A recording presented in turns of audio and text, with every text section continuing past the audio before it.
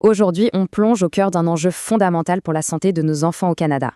Un enjeu qui passe souvent sous le radar, mais dont les conséquences sont bien réelles dans la vie de milliers de familles. Orphelin thérapeutique. Le terme est puissant, n'est-ce pas? Il est même un peu choquant. Et pourtant, il ne s'agit pas d'une simple formule. Il décrit une réalité troublante. Pour beaucoup de médicaments, on manque cruellement de données cliniques spécifiques aux enfants. Regardez bien ce chiffre, jusqu'à 80%. C'est la proportion de médicaments prescrits dans les hôpitaux pédiatriques au Canada qui sont utilisés hors étiquette. Concrètement, ça veut dire que pour 8 médicaments sur 10, leur utilisation chez l'enfant n'a pas été formellement approuvée, même si les médecins s'appuient sur leur expérience pour les prescrire.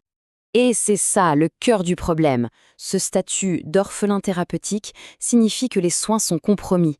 Que ce soit pour une infection ou une fièvre ou une maladie rare, les médecins doivent souvent naviguer sans avoir les preuves scientifiques solides qu'ils aimeraient avoir pour nos enfants.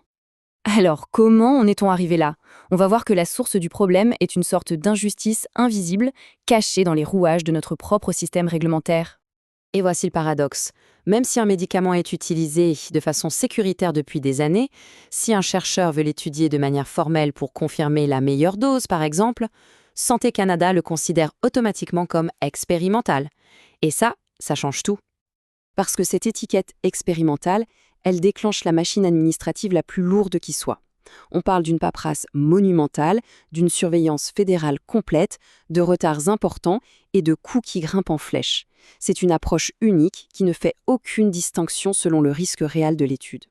Et ce fardeau, quel est son impact dans la vraie vie? Voyons ce que ça signifie concrètement pour les gens qui essaient de faire avancer la science pour nos enfants. Ce graphique, il est très parlant.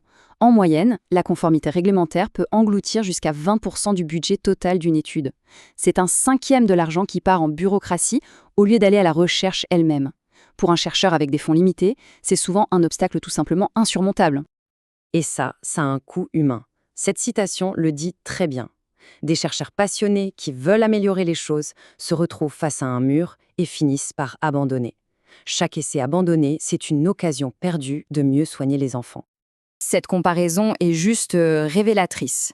Pour un même essai sur l'acétaminophène et l'ibuprofène, 2 médicaments que tout le monde a dans sa pharmacie, les chercheurs américains étaient exemptés de la lourde surveillance de la FDA.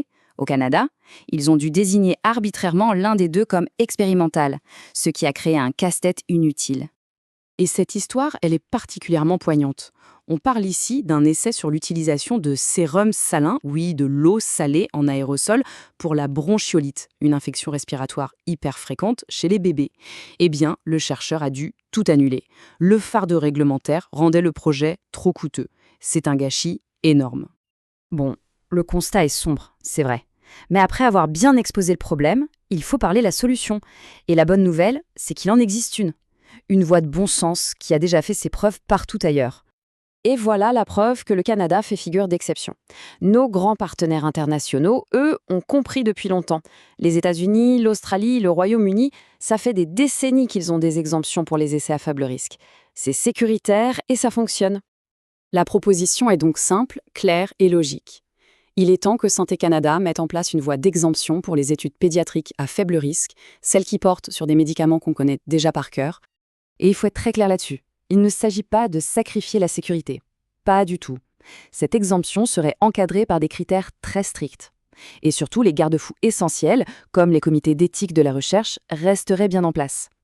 L'idée n'est pas de moins réglementer, mais de réglementer plus intelligemment.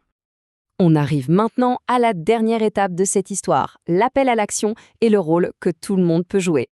Au bout du compte, le but est simple, générer plus vite les preuves scientifiques dont on a besoin pour offrir des traitements meilleurs, plus efficaces et surtout plus sûrs à nos enfants. Une simple réforme comme celle-là aurait des retombées incroyables.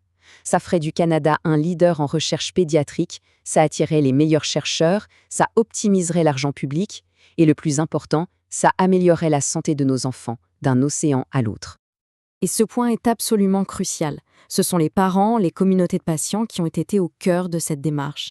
C'est leur expérience vécue, leur expertise du quotidien qui a permis d'identifier le problème et de construire la solution. On termine sur cette question qui, je l'espère, va résonner. La solution est là, elle est claire, elle est prouvée. La seule chose qui manque, c'est la volonté d'agir. Les enfants du Canada méritent qu'on le fasse, et ce, sans plus attendre.